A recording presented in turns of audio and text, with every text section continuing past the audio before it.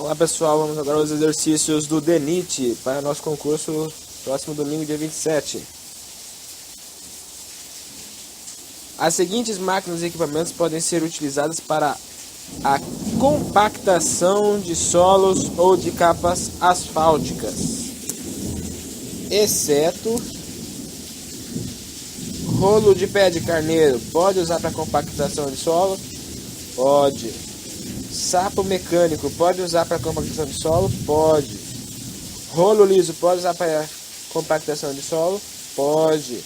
Rolo vibratório? Pode.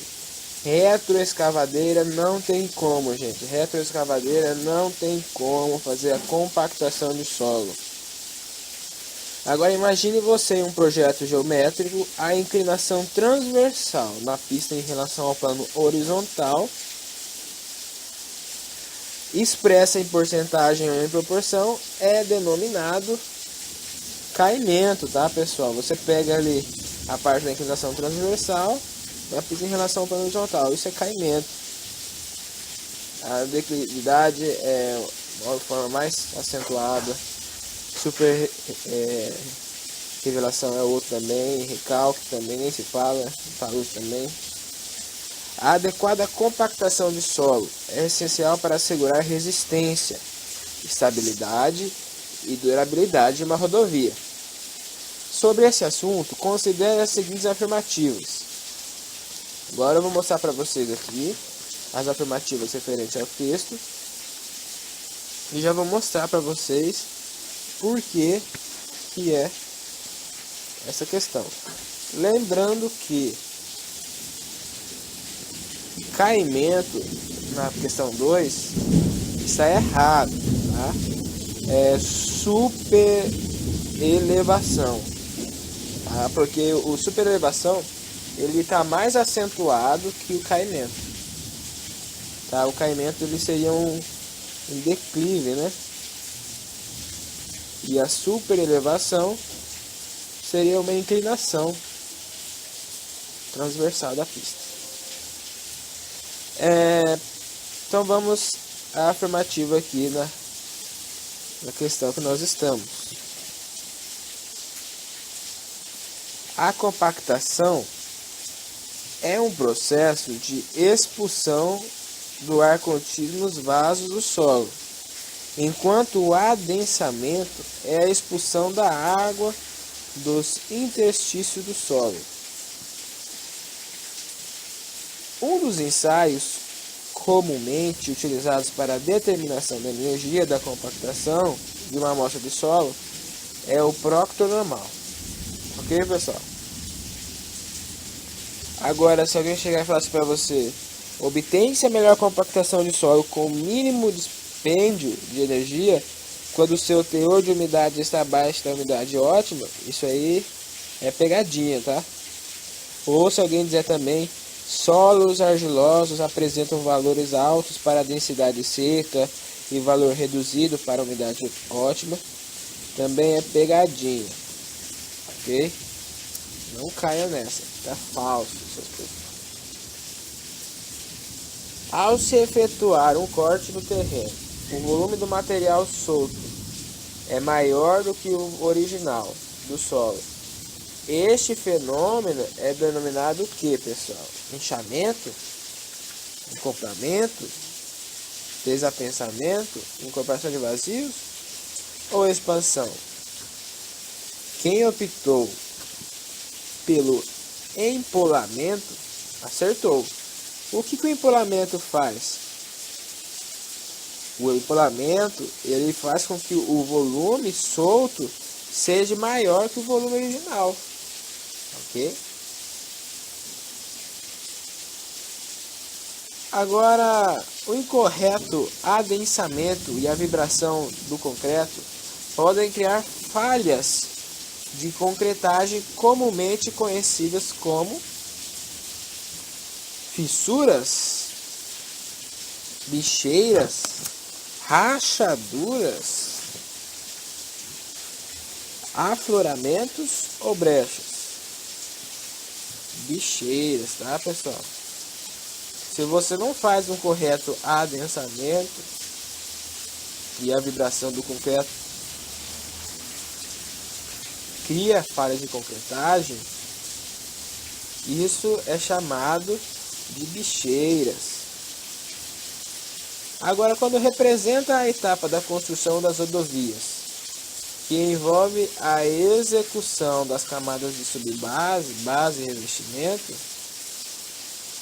o que seria denominado essa adição, né? Onde envolve essas camadas de subbases, base e revestimento, na opinião de vocês?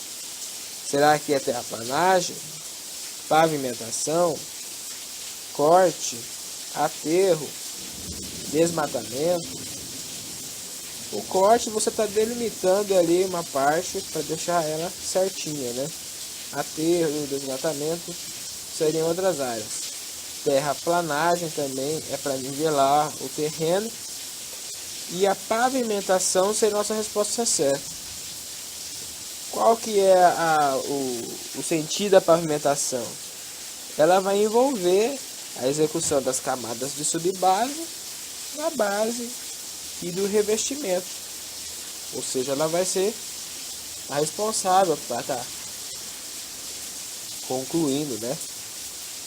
Agora, consiste na aplicação de camada de material betuminoso sobre a superfície da base granular concluída antes da execução de revestimento betuminoso qualquer, objetivando conferir coesão superficial, impermeabilizar e permitir condições de advertência entre os revestimentos a ser executado. Aí no caso seria a imprimação. A imprimação faria isso. Ela faria a execução de revestimento bituminoso qualquer, objetivando conferir coesão superficial, impermeabilizar e permitir condições de aderência entre os revestimentos a ser executado. Ok? Lembre de imprimação. Okay? Imprimação ela é responsável por todo esse processo. Mistura executada quente. Lembre de executada quente, tá, pessoal? Mistura executada quente em usina apropriada com característica específica, composta de agregado graduado, material de enchimento filler, se necessário, e cimento asfáltico, espalha e capacita a quente. É o concreto asfáltico, tá, pessoal?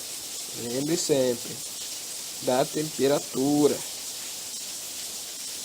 São segmentos da rodovia cuja implantação requer escavação e transporte do material constituinte do terreno natural ao longo do eixo e no interior dos limites dos offsets que definem o escopo estradal. Qual que seria esses segmentos? É o corte, né? Como nós falamos um pouco sobre esse segmento, ele vai fazer o que? Ele vai fazer implantação que requer a escavação e transporte de material constituinte do terreno natural ao longo do eixo e no interior dos limites do offset que definem o corpo estradal, ok? Ele vai definir certinho essa questão do corpo estradal. Agora, o intervalo de tempo decorrido entre duas passagens consecutivas de máquina por qualquer ponto do ciclo é chamado de quê? Vocês acham que é aterro, ciclo, tempo de ciclo? O que será que deve ser esse intervalo de tempo decorrido entre duas passagens consecutivas de máquinas? Lembre, tempo de ciclo. O tempo de ciclo, ela tem certinho o intervalo do momento em que as máquinas fizeram seu processo, seu trabalho decorrido. O trator, qual que é a característica do trator? Velocidade. Então, pessoal, lembrando aqui que a parte do dente do trator traseiro nós chamamos de ripper. Ela que vai ser responsável para estar rompendo o solo compactado ou para aumentar a eficiência do implemento da lâmina de carga. Uma coisa que nós devemos lembrar é do moto scraper. Consiste em dois moto scraper de motor traseiro que ajuda mutuamente na operação de carga, sem intervenção de qualquer outra máquina. Possui dois motores de tração nas 4 rodas. O que será que é isso? É o ripper, a aderência, a velocidade, esforço do trator. É o push-pull. Esse push-pull é um dos mais fortes que tem. Não é característica de carregadeira de pneus. Alta velocidade de deslocamento até 38 km por hora. Será que é uma característica de carregadeira de pneus? É. Até 38 km por hora, a carregadeira de pneus ela consegue trabalhar. Grande mobilidade no canteiro de obras, sim. Deslocamento de grandes distâncias, também. Menor tração, principalmente na escavação. Risco de patramento, sim. Com relação a esse deslocamento de grandes distâncias, elimina transportes em carreta. Agora, alta flutuação não é característica das carregadeiras de pneus.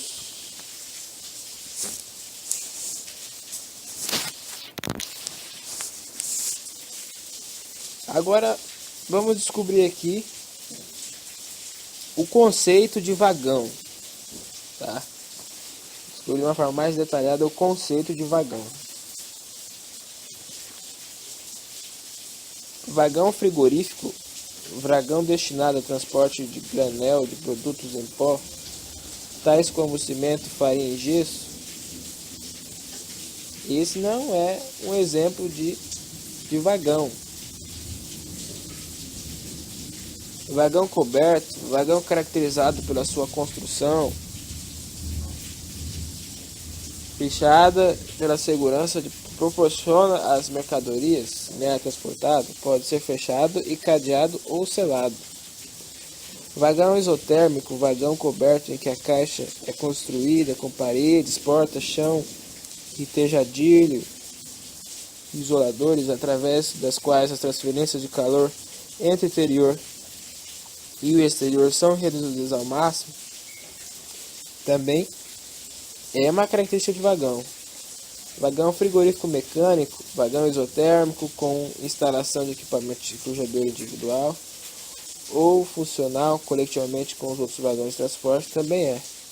Vagão calorífico, vagão isotérmico equipado com dispositivo de produção de calor, também é um exemplo de vagão. Só o vagão frigorífico que não é um conceito de vagão. Por quê? Porque vagão deixa transportes a granel de produtos em pó, tais como cimento, farinha. Não. Vagão de frigorífico é só para fins de alimentos.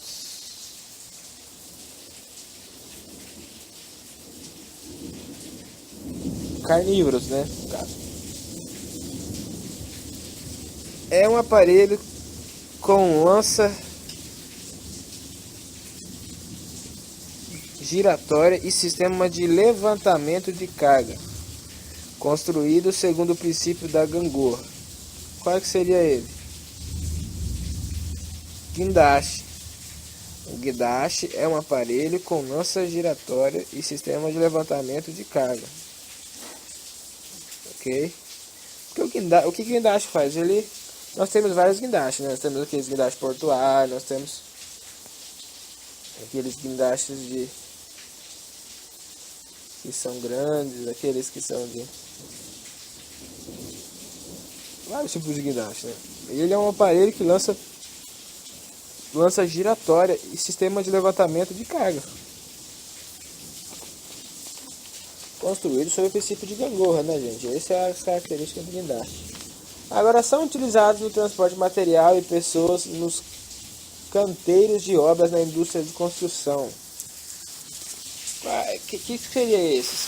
Esses que são utilizados no transporte de matérias e pessoas nos canteiros de obras de indústria de construção.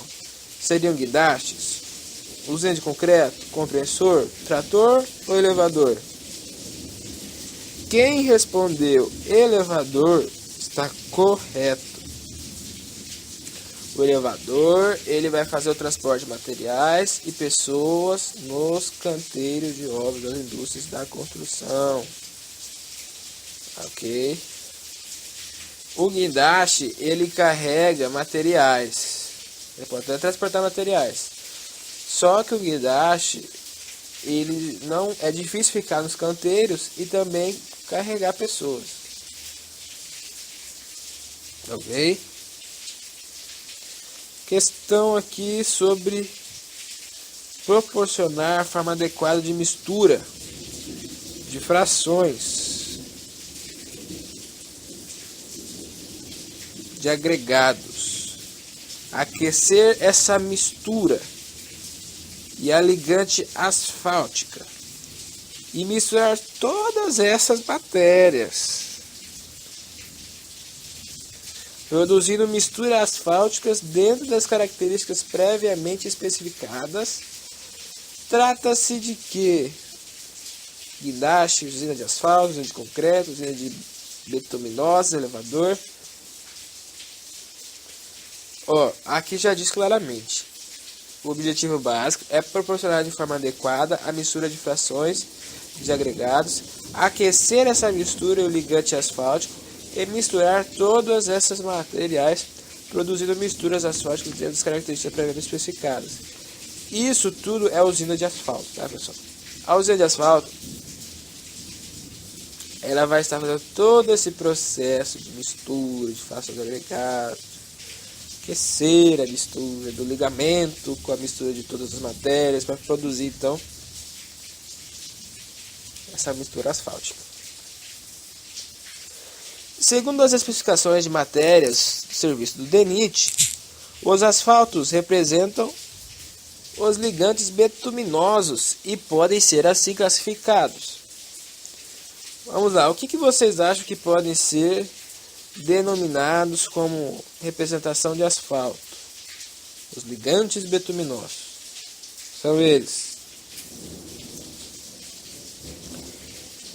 cimento asfáltico de petróleo, que é o CAP, asfalto diluído de petróleo, o ADP, emulsões asfálticas, ligantes betuminosos aditivados, menos a emulsões de concreto. Ok?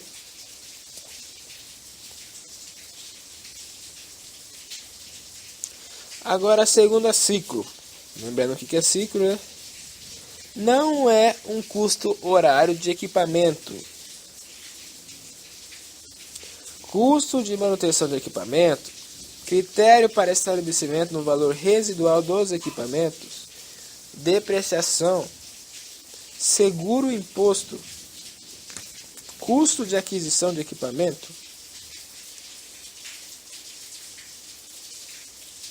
o custo e aquisição de equipamento não se encaixa em custo horário de equipamento, ok? O custo de horário de equipamento só se encaixa em seguro de imposto, depreciação, critério de estabelecimento do valor residual do equipamento e custo de manutenção de equipamentos. Agora, as tabelas do ciclo apresentam o custo unitário de referência de inclusão dos custos diretos e o LDI. O LDI significa o quê? Lembre-se, LDI sempre, toda a vida, vai significar lucro e despesas indireta. LDI, lucro, despesa indireta.